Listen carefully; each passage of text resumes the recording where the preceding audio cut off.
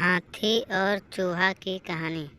एक राज्य में एक राजा का शासन था। हर सप्ताह पूरी शानो शौकत से नगर में उसका जुलूस निकला करता था, जहाँ प्रजा उसके दर्शन किया करते थे। एक दिन एक नन्हा चूहा उसी राजमार्ग के किनारे किनारे कहीं जा रहा था, जहाँ राजा का जुलूस निकलने वाला था। वह चूहा था तो बहुत छोटा सा, मगर उसका घमंड बहुत बड़ा था। वह बहुत खुद को सर्वश्रेष्ठ और महान समझता था। कुछ देर बाद राजमार्ग से राजा का भव्य जुलूस निकला, जिसे देखने लोगों की भीड़ लगने लगी। राजा अपने पूरे दल बल के साथ था। उसके सैनिक उसे घेरे हुए थे। कई मंत्री और अनुचर उसके पीछे थे। वह एक विशाल शाही हाथी पर सवार था। हाथी शाही था, इसलिए उसे भव्यता से सजाया गया था और उसकी शान भी देखने लायक थी। जुलूस में हाथी के साथ एक शाही बिल्ली और एक कुत्ता भी थे। राजा का जुलूस देखने को उमड़ी भीड़ राजा के साथ साथ उसके शाही हाथी की भी प्रशंसा कर रहे थे। यह सुनकर घमंडी चूहे को बहुत बुरा लगा।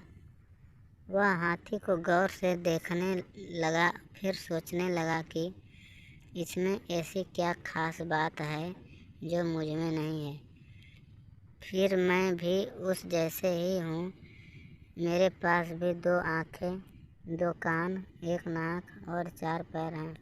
फिर उसकी इतनी प्रशंसा क्यों? इसके विशाल शरीर के कारण, लंबी सूंड के कारण, छोटी छोटी आँखों के कारण या झुर्रीदार चमड़ी के कारण? किस कारण एक बार तुम लोग मुझे देख लो, उस हाथी को भूल जाओगे? मैं हाथी से ज़्यादा महान हूँ। चूहा यह सब सोच ही रहा था कि शाही बिल्ली की नज़र उस पर पड़ गई और उसके लार टपक गई।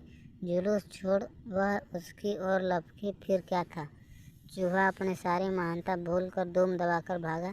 भागते भागते वह हाथी के सामने आ गया। आगे बढ़ते ही हाथी ने उस पर पीछे से चूहे को देखा तक नहीं और अपना विशाल पैर उठा लिया। चूहा उसके पैर के नीचे कुचलने ही वाला था, मगर किसी तरह उसने खुद को बचाया। कहानी अच्छी लग रही हो तो हमारे चैनल गुरु ज्ञान स्टोरी 2 को सब्सक्राइब कर दिए? ठीक है, लाइक भी कर देना भाई। वहाँ से बचा तो खतरनाक कुत्ता सामने था, जो उसे देखकर गुर्राया। चूहा पूरी जान लगाकर वहाँ से भागा और राजमार्ग के किनारे स्थित एक छेद में घुस गया। उसका सारा घमंड उतर चुका था। उसे समझ आ चुका था कि वह इतना भी सर्वश्रेष्ठ नहीं और महान नहीं है। इस कहानी से सीख मिलती है कि किसी से मात्र रूप रंग की समानता हमें महान नहीं बनाती। महान हमारे गुण और कार्य बनाते हैं।